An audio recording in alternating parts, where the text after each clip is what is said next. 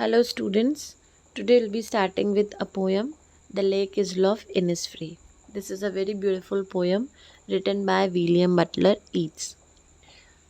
Basically इस poem में the poet has compared, जो W.B. Yeats है उन्होंने कंपेयर किया है, पोएट ने कंपेयर किया है सिटी लाइफ और रूरल बैकग्राउंड के लाइफ को। सिटी लाइफ जो कि बहुत ही हसल बसल से भरी होती है, लोगों के पास टाइम नहीं होता है, लोगों के पास अपने लिए टाइम नहीं होता है, and the only thing they miss is piece. Money होता है, कंफर्ट्स होते हैं, लेकिन पीस नहीं होता है।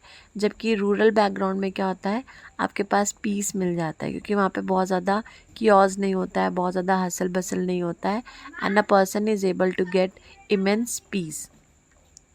तो ये जो पोएट है, इन्होंने अपने बचपन में काफ़ी टाइम लेक इज़ लव इन्निसफ्री में स्पेंड किया था, और अब जब वो सिटी लाइफ में हैं, बड़े हो गए हैं, तो उनको वो मोमेंट याद आता है जब उनको पीस वहाँ पे एक्सपीरियंस होता था।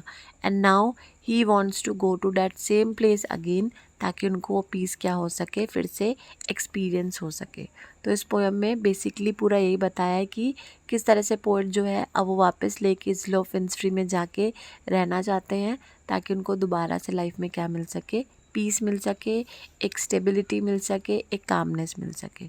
तो this is the poem all about. Now will start with the introduction of the poet, and the poets name is William Butler Yeats. William Butler Yeats, his birth time period is 13 June 1865 to 28 Jan 1939. He died on 28 Jan in the time period of 1939. He was an Irish poet. बहुत अच्छी poet लिखते थे. He belonged to an Irish place. Dramatist, बहुत सारे drama लिखे थे. Pros writer, बहुत सारी स्टोरीज लिखी थी. And one of the foremost figures of the 20th century literature. और 20th सेंचुरी के लिटरेचर के बहुत ही जाना माना नाम है इनका. तो he is not any casual person, but he is a very eminent and a prominent personality belonging to the 20th century literature. This well-known poem explores the poet's longing for peace and tranquility of Innisfree, a place where the poet spent most of his time as a small boy. The poem is a lyric. तो इस poem में poet ने explore किया है कि कैसे जो poet है वो किसी तरह से चाहता है कि वो इन्निसफ्री चला जाए, ताकि उसको एक पीस और सेरेनिटी और ट्रैंक्विलिटी अपनी लाइफ में अचीव हो जाए, क्योंकि उसने अपना बचपन का बहुत सारा जो मोमेंट्स हैं, बहुत सारा जो टाइम है वहाँ पे स्पेंड किया था, और तब उसको बहुत ज़्यादा पीस वहाँ पे मिलता था. And now when is a grown up man, he is busy in his city life, he miss those tranquil moments. तो he wants to go back to those place so that he can experience that peace again in his life. और ये जो poem है ये एक lyric है. It is in the form of a song. So let's start with the first stanza. I will arise and go now, and go to Innisfree, and a small cabin built there of clay and wattles made. 9 bean rows will I have there, a hive for the honey bee, and live alone in the bee loud glade. तो यहाँ पे poet कह रहे हैं कि I will arise. Arise means to get up. I will get up and I will go now to the lake isle of Innisfree. And a small cabin build there of clay and wattles made.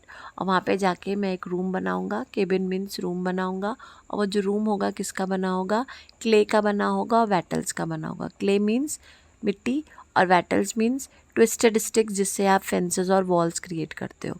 तो he is saying that now I am ready to go and I am getting up and I will go to the Lake is Love Innisfree, and there I will build a small room that will be made up of clay and wattles.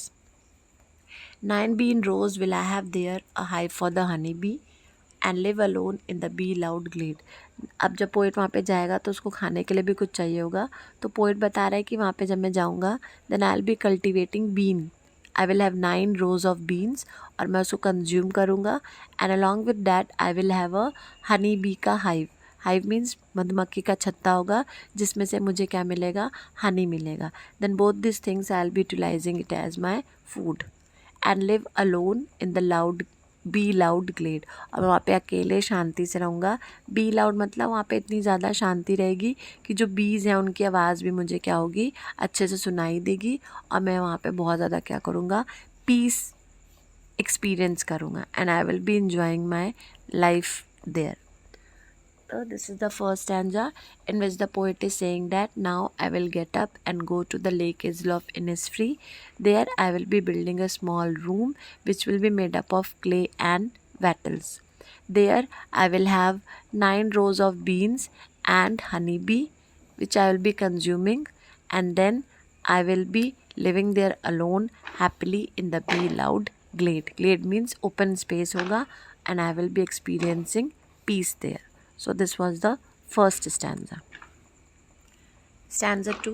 And I shall have some peace there, for peace comes dropping slow, dropping from the veils of the morning to where the cricket sings. And the poet is saying that वहाँ पे जब मैं जाऊँगा तो मुझे वहाँ पे piece मिलेगा, जो कि मुझे सिटी लाइफ में नहीं मिलता है. For piece comes dropping slow. यहाँ पे बहुत अच्छी बात कही है पोइट ने कि जो पीस है वो बहुत ही धीरे धीरे आपकी लाइफ में आती है. ऐसा नहीं है कि अचानक से आप जाओगे अचानक से आपको पीस मिल जाएगा, ऐसा नहीं है. पोइट के पास सब कुछ है, he is settled, he is having everything in his life. The only thing missing is peace. तो उसको पीस चाहिए जो कि उसको धीरे धीरे मिलेगी, और ये उसको तब मिलेगी जब ये लेक इज़ लव इनिसफ्री में जाएगा, कुछ दिन रहेगा तो उसको वहाँ पे पीस मिल जाएगा. Dropping from the veils of the morning to where the cricket sings. Dropping from the veils, veil मतलब एक तरह से घूंघट या दुपट्टा होता है जिससे एक औरत अपने फेस को कवर अप करती है. घूंघट, दुपट्टा, पल्लू, कुछ भी बोल सकते हैं. तो जब मॉर्निंग होती है, अर्ली मॉर्निंग होती है, अब क्या क्या चीज़ें उसको पीस प्रोवाइड करेंगी. तो सबसे पहली चीज़ जो है वो वहाँ की अर्ली मॉर्निंग होगी जो कि बहुत ही क्लाउडी होती है, धुंधली होती है. तो क्लाउडी को उन्होंने वेल से कंपेयर किया है कि जो सुबह होती है वहाँ की, ऐसे लगता है जैसे उसने क्या पहना हुआ है, घूंघट पहना हुआ है. एंड घूंघट किसका पहना हुआ है, क्लाउड्स का पहना है, क्योंकि जो अर्ली मॉर्निंग होती है डैट इज़ बिग फॉगी. धीरे धीरे जब सनराइज़ होता है तो फिर जो मॉर्निंग होती है वो बहुत ज़्यादा ब्राइट हो जाती है. तो पहली जो अर्ली मॉर्निंग है वो उसको क्या करेगा, बहुत ज़्यादा पीस प्रोवाइड करेगा.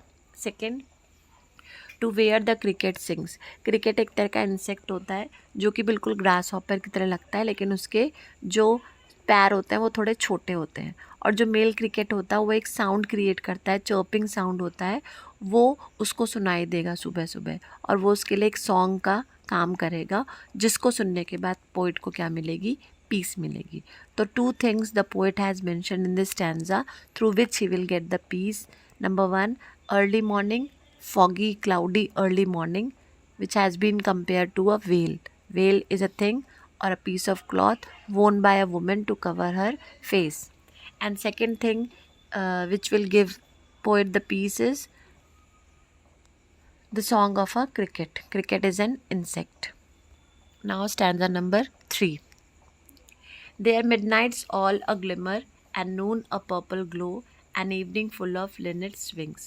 फिर ये अर्ली मॉर्निंग हो गई, फिर वहाँ पे मिडनाइट होगा तो वहाँ पे स्टारी स्काई होगा जो कि बहुत ही ग्लिमर होगा, मतलब शाइन करेगा, तो उससे भी उसको क्या मिलेगा, बहुत पीस मिलेगा. Number 4, and Noon a purple glow. और जब नून होगी वहाँ पे तो वहाँ पे पर्पलिश ग्लो होगा. एक जब नून टाइम होगा तो वहाँ पे जो ग्लो होगा वो पर्पलिश होगा, उससे भी उसको बहुत पीस मिलेगा. And evening full of linnet's wings. और जब शाम होगी तो वहाँ पे लिनेट जो है वो अपने विंग्स फ्लैप करेगी. लिनेट एक तरह की बर्ड होती है, ब्राउन और ग्रे बर्ड होती है, जिसकी छोटी सी बीक होती है, बीक मतलब चोंच होती है, और वो अपने विंग्स फ्लैप करेगी, वो उड़ेगी वहाँ पे. तो शाम को उसको वहाँ पे लिनेट्स दिखेंगी, रात को उसको वहाँ पे स्टारी स्काई दिखेगा, और जो नून होगा वो उसको पर्पल ग्लो दिखेगा उसको वहाँ पे. ये सारी चीज़ें हैं जो उसको बहुत ज़्यादा क्या देंगी, पीस देंगी. 2 चीज़ें उसने प्रीवियस स्टैंजा में डिस्क्राइब किया था जो कि अर्ली मॉर्निंग है, क्रिकेट सॉन्ग है. थर्ड उसका मिडनाइट स्टारी स्काई है. फोर्थ है नून का पर्पल ग्लो, और लास्ट है इवनिंग की लिनेट्स की जो विंग्स होंगे फ्लैप करेगा, वो मोमेंट उसको क्या देगा, बहुत ही पीस देगा. Now let's come to the last stanza. I will arise and go now. अब वो रिपीट कर रहा है that now I will get up and go now, for always night and day I hear the lake water lapping with low sounds by the shore, while I stand on the roadway or on the pavements grey I hear it in the deep hard score. तो कह रहा है कि day and night, always night and day का मतलब all the time, मतलब जब अब वो उठ रहा है क्योंकि उसको हमेशा क्या सुनाई देता है उसको? वहाँ पे जो वाटर लेक था उसका जब पानी किनारे से टकराने के बाद एक बहुत प्यारा सा साउंड क्रिएट करता है, तो वो साउंड हमेशा उसको सुनाई देता है। अब जब वो सिटी लाइफ में है, वो लाइफ में बहुत बिजी है, तो वो जो आवाज़ है वो उसको हमेशा क्या करती है, सुनाई देती है। वो उसको अपनी तरफ क्या करती है, अट्रैक्ट करती है, उसको अपनी तरफ बुलाती है, जिसके वजह से उसका मन करता है कि अब वो वहाँ पे जाए, क्योंकि वो सिटी लाइफ में अब वो चीज़ें एक्सपीरियंस नहीं कर पा रहा है। While I stand on the roadway और ऑन द पेवमेंट्स ग्रे, क्योंकि वो सिटी में है तो जो सीमेंटेड रोड्स हैं, जो पेवमेंट्स बने हुए हैं, वो कहीं पे भी जब खड़ा होता है तो उसको वो आवाज़ सुनाई देती है। और वो आवाज़ उसको कहाँ पे सुनाई देती है? वो आवाज़ उसको अपने एकदम डीप हार्ट स्कोर, मतलब एकदम जो हार्ट का एकदम इनर मोस्ट पार्ट होता है, वहाँ पे सुनाई देती है। तो this shows that poet is longing to go to Lake Islof Innisfree because he is missing that place। और क्यों मिस कर रहा है? क्योंकि उसको वो पीस, वो ट्रैंक्विलिटी, वो कामनेस सिटी में नहीं मिल पा रही है, जो कि उसको कहाँ मिल सकती है? लेक इज़लॉफ इनिस्फ्री में। तो ये एक तरह से दिखाया गया है कि poet is having a very close and a very beautiful bond with the nature, जो कि वो सिटी में एक्सपीरियंस नहीं कर पा रहा है। And that is why he is longing, he is wishing, he is desiring to move to the lake isle of Innisfree. I hope poem सबको समझ में आ गई होगी। So this was a very beautiful poem written by W.B. Yeats।